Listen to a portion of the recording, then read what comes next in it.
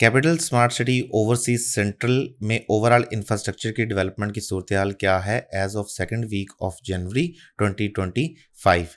इस वीडियो के basically 3 parts होंगे। पहले पार्ट में आपको मैं overseas central ring road sector A से लेके सेक्टर एफ तक जहाँ पे इंटरचेंज से कनेक्टिविटी होती है उसके हवाले से बताऊंगा। सेकंड पार्ट में मैं इंटरचेंज से लेके आपको जो 400 फुट रोड तक कनेक्टिविटी रोड है रियल्टर एनक्लेव से गुजरता हुआ उसके हवाले से एक्सप्लेन करूंगा।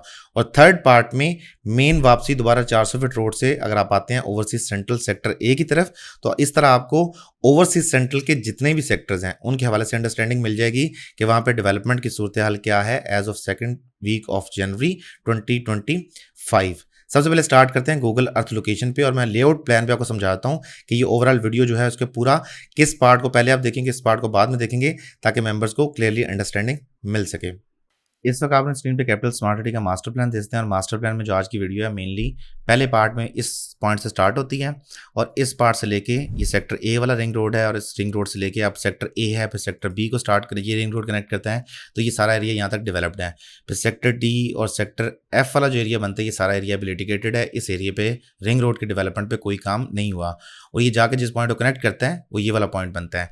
अब ये रोड नेटवर्क होगा सारा जो वीडियो में मैं पूरा दिखाना चाह रहा हूँ इंफ्रास्ट्रक्चर, वो स्टार्टिंग पॉइंट इस पॉइंट से लेके ये रोड नेटवर्क यूं आगे जहां से कर्सर आपको नजर आ रहा है ये आगे तक आपके यहां तक कनेक्ट करेगा और आइडियली होना के चाहिए था यहां से वापसी 400 फुट रोड पे कनेक्टिविटी और 400 फुट रोड से वापसी इस पॉइंट तक कनेक्टिविटी, ये आइडियली होना चाहिए था। बट अभी ये जो आप वीडियो देखेंगे इसमें जो सर्टन पार्ट मिसिंग है मैं वो भी एक्सप्लेन कर देता हूँ। फर्स्ट ऑफ ऑल हम ये पार्ट 1 की बात कर रहे हैं, फिर मैं पार्ट 2 और पार्ट 3 भी एक्सप्लेन कर दूंगा। पार्ट 1 में ये रिंग रोड का जो पॉइंट स्टार्ट होता है ये राउंड अबाउट से इससे स्टार्ट करके ये यहाँ पे 180 फीट वाइड रोड है और 180 फीट वाइड रोड के अलावा यहाँ पे आपकी 60 फुट की पार्किंग बनती है तो टोटल 240 फुट का रोड बन जाता है। ये अभी 240 फुट का रोड में सेक्टर ए के सामने आपकी नमल है और एनडीयू है, 2 पाकिस्तान की मेजर यूनिवर्सिटीज हैं इस्लामाबाद में और दोनों के साथ एमयू साइन हो चुका है। ये आगे जाके मैं एक्सप्लेन करूंगा इसकी कंस्ट्रक्शन कब आगाज होगा। यहाँ पे प्रॉपर साइन बोर्ड लग चुके हैं, सॉइल टेस्ट हो चुके हैं और बाकी जो अर्थवर्क काम है वो मुकम्मल किया जा चुका है और अंडरग्राउंड जितना काम होने वाला है वहाँ पे अम्यूनिटीज का वो मुकम्मल हो चुका है। उसके बाद फिर आप ये ब्रिज की फुटेज देखेंगे यहाँ पे जो बना हुआ है, इस ब्रिज से आगे फिर ऑनवर्ड्स कंटिन्यू करते हैं। यहाँ पे सेक्टर बी का जो भी रोड बन रहा है इस पार्ट को देखेंगे। सेक्टर डी ऑनवर्ड जितना एरिया आता है ना ये सारा लिटिगेशन स्टार्ट हो जाती है यहाँ पे, ठीक है। सेक्टर डी, सेक्टर एफ, ये डॉक्टर एनक्लेव का नाम चेंज हो गया, रियल्टर एनक्लेव है। इस पार्ट तक सारे एरिया जो है ये लिटिगेटेड है। इस पार्ट तक कनेक्टिविटी में यहाँ तक अभी लैंड नहीं है। अभी इस तरफ जो यूनिवर्सिटी वाला पार्ट है ये सारा पार्ट क्लियर्ड है। अब बात करें अगर ओवरसीज सेंट्रल सेक्टर ए से हम स्टार्ट करते हैं रिंग रोड से, तो रिंग रोड में जो शुरू में प्लॉट्स हैं इस रिंग रोड की पहले विड्थ की बात करते हैं तो ये 180 फुट का रोड बनता है जिसमें आपका सेंटर आपको जो येलो लेन्स नजर आ रही हैं ये बीआरटी लेन है। तो फ्यूचर में इंटरचेंज से लेके यहाँ तक प्रॉपर मेट्रो बस सर्विसेज चलेंगी तो उनकी लेन सोसाइटी ने पहले ही रिजर्व कर रखी हुई हैं। फिर 2 लेन्स जो आती हैं मेन बुलेवर्ड पे, ये मेन बुलेवर्ड की लेन है और 2 लेन का बाद में सर्विस रोड है। लेकिन इसकी इससे ज़्यादा इंपॉर्टेंट बात यह है कि ये रोड तो 180 फीट है लेकिन इसकी जो ओवरऑल विड्थ है वो तकरीबन 250 फीट के आसपास है। वो कैसे?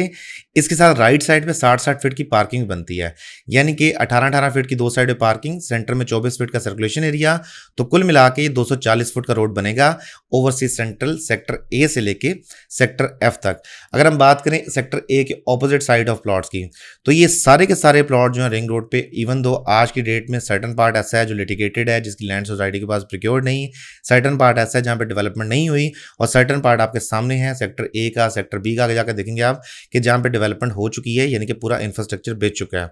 इसकी प्लॉट की लोकेशन फिर भी बहुत ज़्यादा प्राइम है। क्यों प्राइम है? क्योंकि इनके ऑपोजिट साइड पे एजुकेशन डिस्ट्रिक्ट आता है और एजुकेशन डिस्ट्रिक्ट जब फ्यूचर में मुकम्मल होगा, अब ये रोड के जब एंड पे आप जाके देखेंगे तो सेक्टर एफ के सामने आपकी न्यू टेक यूनिवर्सिटी बन रही है। अब जो भी प्रॉपर्टी यूनिवर्सिटी फेसिंग होगी, क्योंकि इधर एजुकेशन डिस्ट्रिक्ट में 3 यूनिवर्सिटीज़ आती हैं, इसके अलावा यहाँ पे हेल्थ केयर डिस्ट्रिक्ट है उसमें 6 हॉस्पिटल्स आते हैं।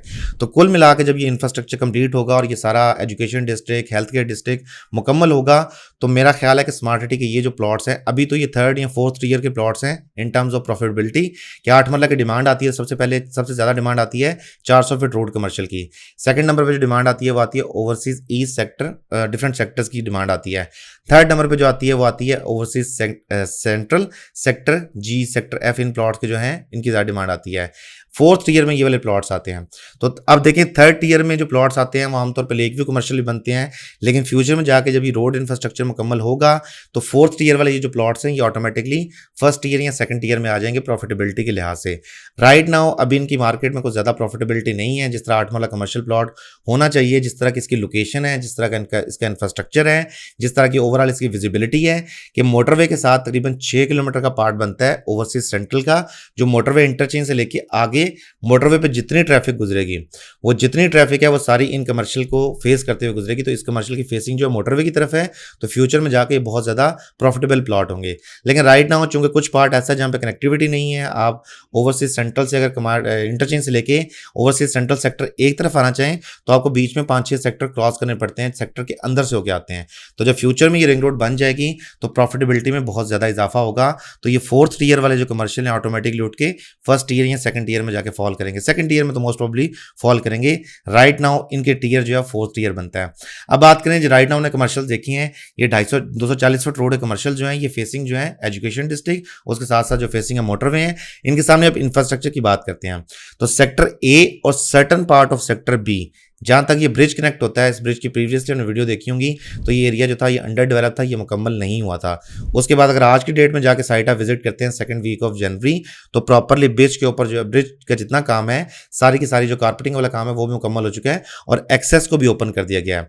ये आप जाने वाली साइड देखें, अगर आप ओवरसीज सेंट्रल सेक्टर ए से सेक्टर एफ वाली साइड पर वहाँ से आ रहे हैं तो ये जो एक साइड की रोड है बिल्कुल ओपन हो गई है और दूसरी राइट साइड की जो रोड है वो अगले 3 से 4 दिन में वो भी मुकम्मल हो जाएगी।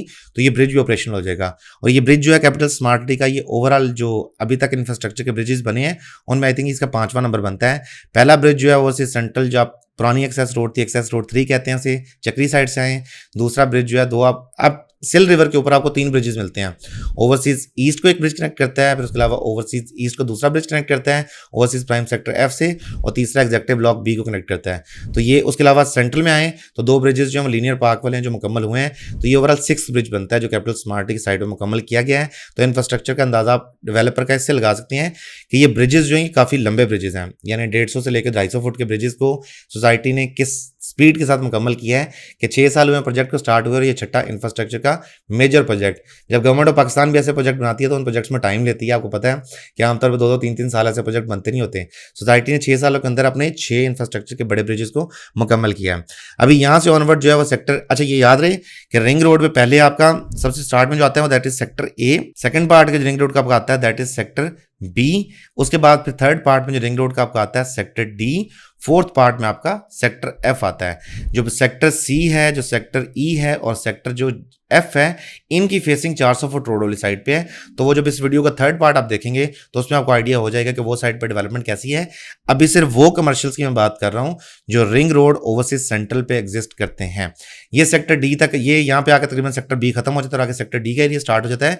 सेक्टर डी का जो एरिया है इसमें जो मेजोरिटी पार्ट है वो अभी तक लिटिगेटेड है। लिटिगेटेड मैं इन टर्म्स में ऐसे कहूँगा कि सर्टन पार्ट ऐसा है जहाँ पे अभी फसल कटी है तो किसानों ने दोबारा गंदम काश्त की है, तो वो तो पता सोसाइटी की ज़मीन नहीं है, वो तो क्लियरली विजिबल है।